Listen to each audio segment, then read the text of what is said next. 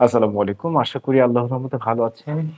উচ্চতর গণিত প্রথম পত্রের সরলরেখা অধ্যায়ের গুরুত্বপূর্ণ একটা টপিক নিয়ে আমরা কথা বলবো আজকের এই ভিডিওতে। টপিকটা হচ্ছে সমদ্বিখণ্ডন বিন্দু। আমরা পূর্বের ভিডিওতে সমদ্বিখণ্ডক বিন্দু নিয়ে আলোচনা করেছি। এই ভিডিওতে আমরা সমদ্বিখণ্ডক বিন্দু নিয়ে আলোচনা করব। তো সমদ্বিখণ্ডক বলতে আমরা বুঝিয়েছি যে একটা বাহু আছে এইভাবে বা একটা রেখা আছে, সেই রেখাকে সমান দুই ভাগে ভাগ করব, অর্থাৎ এই বিন্দুটি এবং বি বিন্দুটি, এ বিন্দু এবং বি বিন্দু আমাদের প্রশ্নে দেওয়া ছিল। আমাদেরকে এই মাঝের পয়েন্টটা বের করতে হবে, অর্থাৎ আমি যদি এটাকে পি দিয়ে চিহ্নিত করি তাহলে পি বিন্দু বের করতে হবে। উত্তরটা ছিল এরকম যে এক্স গুলো যোগ করব, অর্থাৎ ভুজগুলো যোগ করব, ডিভাইডেড 2 করব, এবং ওয়াই গুলো যোগ করব, ডিভাইডেড 2 করব, তাহলে আমরা পি বিন্দু পেয়ে যাব। কিন্তু এখন প্রশ্ন হচ্ছে যে এই রেখাটাকে এই দুই ভাগ না করে যদি আমি তিনটা ভাগ করি, সেই ক্ষেত্রে কি হবে? এই একটা ধরে নিলাম এটা 1, এরপরে ধরে নিলাম এই একটা ভাগ, এটা হচ্ছে 2, এটা হচ্ছে আপনার 3। তাহলে এখন এখানে এই এবি রেখাকে কিন্তু আমি তিনটা ভাগে ভাগ করেছি। তার মানে এই পয়েন্টটা, এই যে এই পয়েন্টটা, অর্থাৎ এইটাকে যদি আমি পি ধরি আর এইটাকে যদি আমি কিউ ধরি বা অন্য কিছু ধরতে পারি, কোনো প্রবলেম নাই, তাহলে এই পি বিন্দু এবং কিউ বিন্দু আমাকে বের করতে হবে। এ এবং বি বিন্দু আমার প্রশ্নেই দেওয়া থাকবে, কিন্তু এই যে তিনটা ভাগ করার পরে মাঝে যে দুইটা বিন্দু হলো, এই দুইটা বিন্দুই আমাকে বের করতে হবে। কিভাবে বের করব?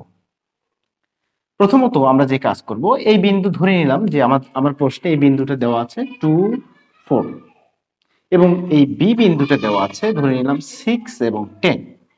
ওকে, এখন কথা হচ্ছে কি, এই বিন্দুটা পি বিন্দু যদি আপনি চিন্তা করেন, সেই ক্ষেত্রে যেহেতু এটা পুরোটা মিলে তিনটা ভাগে ভাগ করা হয়েছে, তার মানে অবশ্যই এই পি বিন্দুটার এ থেকে যতটুকু দূরত্ব, সেটাকে আমি এক ভাগ বলতে পারবো, মনে মনে এক ভাগ বলতে পারবো।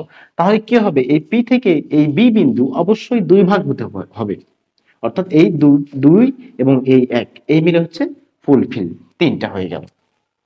অথবা আমি যদি এই কিউ বিন্দুর এই জায়গাটা হিসাব করি, কিউ বিন্দু যদি হিসাব করি, সেই ক্ষেত্রে কি হচ্ছে, এ থেকে এই কিউ পর্যন্ত যদি আমি 2 ধরি, তাহলে এইটুকু কিন্তু এক হয়ে যাবে। বিষয়টা ক্লিয়ার? তার মানে এটা হচ্ছে আমার এ, এটা হচ্ছে আমার পি, এটা হচ্ছে কিউ, এটা হচ্ছে বি।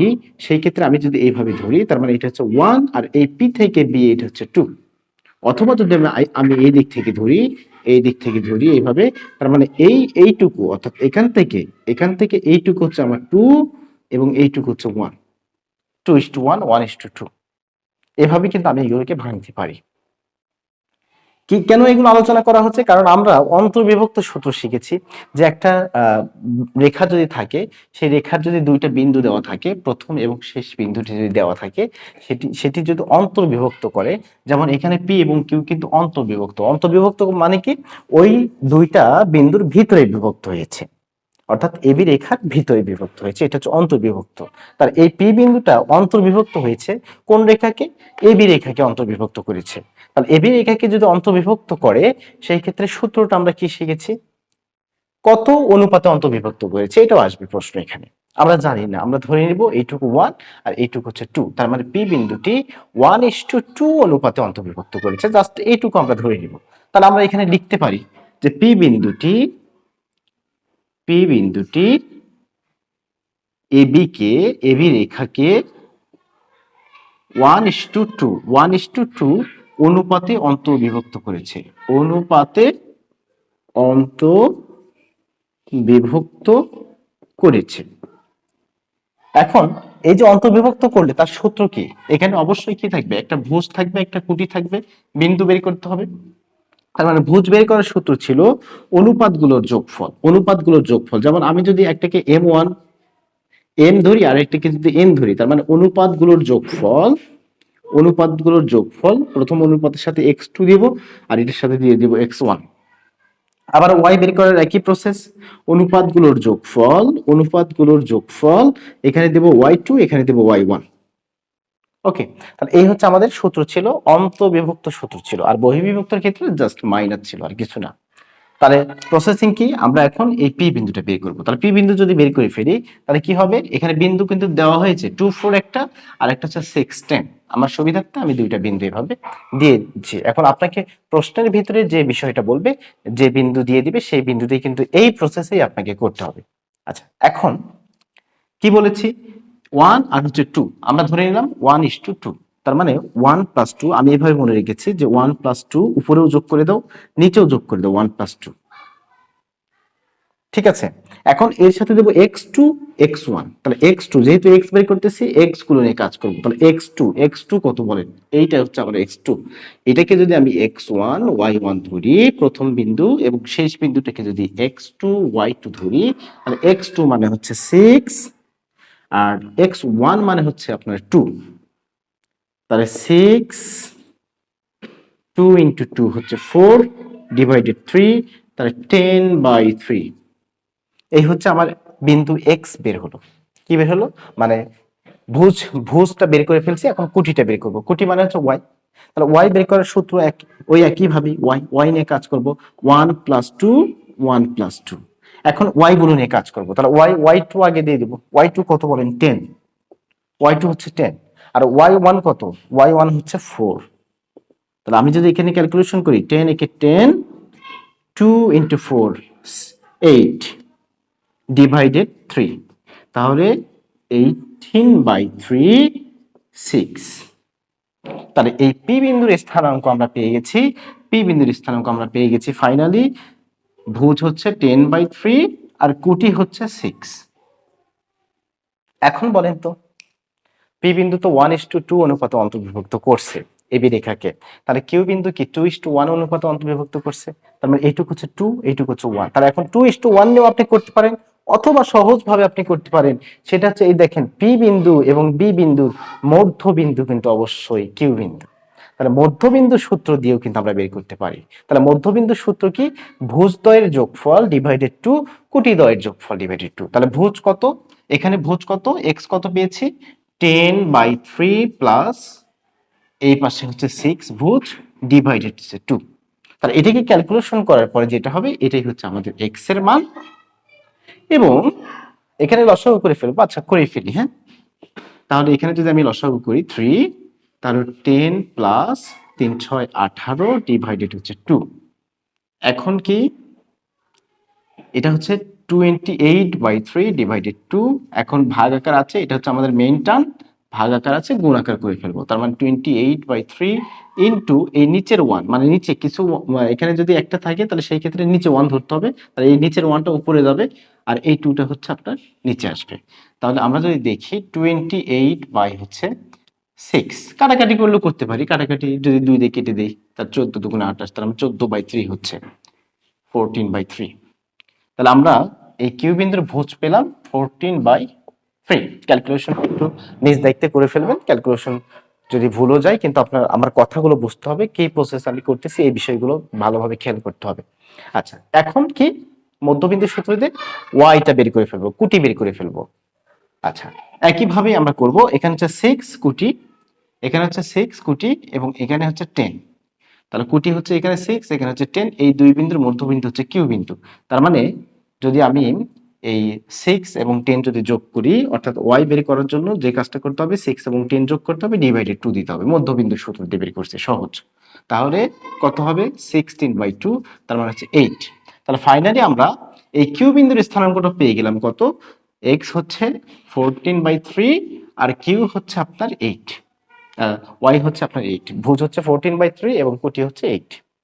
তাহলে ফাইনালি এই যে সমত্রিখণ্ড বা সমত্রিখণ্ডন বিন্দু যদি বের করতে বলে, আমরা প্রথমত 1:2 অনুপাতে অন্তর্বিভক্ত করে আমরা একটা বিন্দু বের করে ফেলবো, আর একটা বের করে ফেলবো মধ্যবিন্দুর সূত্র দিয়ে সহজে। কেউ চাইলে 2:1 দিয়েও করতে পারে, এভাবেই করতে হবে। কেউ চাইলে 2:1 দিয়েও 2+1 লিখে x2 x1 এভাবে কম্পেয়ার করে করতে পারে, নো প্রবলেম। এখন কথা হলো কি, স্যার প্রশ্ন কি আমার এত সহজ থাকবে, এভাবে কি থাকবে? যদি ভাগ্য ভালো হয় তাহলে প্রশ্ন তো এরকম নরমালি দুইটা বিন্দু দিয়ে আপনাকে দিতে পারে, কিন্তু এইভাবে তো দেওয়া যায়। একই জিনিস তো একটু পেঁচায় যদি দেওয়া যায় আপনাকে, যে একটা রেখা দেওয়া হলো আপনাকে, আমরা অবশ্যই যে বিষয়টা জানি সেটা হচ্ছে এক্স অক্ষ এবং হচ্ছে ওয়াই অক্ষ, এই একটা রেখা, এটা হচ্ছে আমাদের মূল বিন্দু, 0 0 বিন্দু। তাহলে আমি যদি এইদিকে একটা বিন্দু দিয়ে দিই 2 0, আর এইদিকে একটা বিন্দু দিয়ে দিই 0 3, তাহলে বোঝা গেল যে এটা হচ্ছে এক্স অক্ষকে 2 0 বিন্দুতে সেট করে এই রেখাটা, এবং এই রেখাটা ওয়াই অক্ষকে 0 3 বিন্দুতে সেট করে। অর্থাৎ 0 মানে কি, 0 মানে এক্স, এইদিকেও যায় নাই ওইদিকেও যায় নাই, ডানেও যায় নাই বামেও যায় নাই, সোজা উপরে উঠে গেছে। কত ঘর উপরে উঠছে? 3 ঘর উপরে উঠছে। এই জন্য প্রথমটা যেহেতু এক্স এর মান, এক্স এর ধনাত্মক দিকেও যায় নাই ঋণাত্মক দিকেও যায় নাই, যার কারণে এক্স এর মান হচ্ছে 0। অনুরূপভাবে এখানে এই পয়েন্টটাকে যদি আমি এ ধরি, এটাকে যদি আমি বি ধরি, তাহলে এই জায়গায় 2 0 কিভাবে হলো? দেখেন এই যে ভুজ হচ্ছে 2, তার মানে আপনি শুধু এক্স অক্ষের পজিটিভ দিকে 2 ঘর চলে গেছেন, উপরেও যান নাই নিচেও যান নাই, কোথায় আছেন? এক্স অক্ষে আছেন। তাহলে এক্স অক্ষে যদি থাকেন তাহলে ওয়াই তো উপরে এবং নিচে, তার মানে উপরেও যান নাই নিচেও যান নাই, তার মানে ওয়াই এর মানটা হচ্ছে 0। এই জন্য আমরা বলি যে এক্স অক্ষের উপরে কুটির মান হয় 0, আর কুটি মানে হচ্ছে ওয়াই এর মানটা 0। আর ভুজ কি, এটা দ্বারা বোঝাচ্ছে যে মূল বিন্দু থেকে আপনি দুই একক এইদিকে চলে আসছেন, এই জন্য 2,0। এভাবে আপনাকে প্রশ্নটা দেওয়া হতে পারে, এবং এই দুটোর মাঝে একটা বিন্দু দিয়ে দিলাম, একটা হচ্ছে আর এবং একটা হচ্ছে এস। তাহলে আর এস বিন্দু কি করছে? সমত্রিখণ্ডক করছে। সেই ক্ষেত্রে আপনি সমত্রিখণ্ডন যে দুইটা বিন্দু, সেই মাঝের দুইটা বিন্দু আপনি বের করেন। প্রশ্ন এভাবে দিতে পারে, প্রসেসিং আগের মতোই। অথবা আপনাকে একটা সরলরেখা দিয়ে দিতে পারে, যেমন সরলরেখা দিয়ে দেওয়া হলো 3x + 4y = 12। এই রেখাটা এক্স অক্ষ এবং ওয়াই অক্ষকে যে বিন্দুতে ছেদ করে সেই বিন্দুগুলো বের করতে হবে ফার্স্ট। বের করার পরে যেমন এইটা হচ্ছে এবি, তাহলে এবি রেখা মানে হচ্ছে এই রেখাটা। তাহলে এই রেখাটা এক্স অক্ষ এবং ওয়াই অক্ষকে কোন বিন্দুতে ছেদ করে, কোন সূত্রতে করব? অবশ্যই আমরা যে সূত্র সমদ্বিখণ্ডক, অর্থাৎ এক্স অক্ষ এবং ওয়াই অক্ষকে কোন বিন্দুতে ছেদ করে সেই সূত্রটা আমরা কি জানি? সেই সূত্রটা জানি x/a + y/b = 1। তাহলে এটা দ্বারা বোঝাই যে a, 0, আর এটা দ্বারা বোঝাই 0, b। তাহলে a0 0b, এটা হচ্ছে এক্স অক্ষকে ছেদ করে, আর এটা হচ্ছে ওয়াই অক্ষকে ছেদ করে। এক্স এর নিচে যেটা এক্স অক্ষকে ছেদ করবে, ওয়াই এর নিচে যেটা সেটা হচ্ছে ওয়াই অক্ষকে ছেদ করবে। ওকে, আর ওয়াই অক্ষে সবসময় ভুজটা 0 থাকবে, এক্স অক্ষে সবসময় কুটিটা 0 থাকবে। ভুজ এবং কুটি এভাবে বুঝে নিতে হবে। আচ্ছা, এখন তাহলে এই ফরম্যাটে নিয়ে যেতে হবে প্রথমত। তাহলে কি করব? এই পাশে 1 আনতে গেলে এই 12 এখানে রাখা যাবে না, এই 12 দিয়ে সবগুলোকে ভাগ করে দেন। তার মানে 3x/12, 4y/12, আর 12/12 মানে 1। এখন যদি কাটাকাটি করি, এটা 4, এটাকে কাটতে 3, তার মানে x/4 + y/3 = 1। তাহলে এটা মানে কি 4,0, আর এটা মানে কি 0,3। তাহলে এই যে এ বিন্দু হচ্ছে 4,0, আর এটা হচ্ছে 0,3। তাহলে এভাবে বিন্দুগুলো বের করে নিয়ে সমত্রিখণ্ডক বিন্দু দুইটা বের করতে হবে অন্তর্বিভক্ত সূত্র দিয়ে এবং মধ্যবিন্দুর সূত্র দিয়ে। আশা করি এই বিষয়টা আপনার ক্লিয়ার হয়েছে।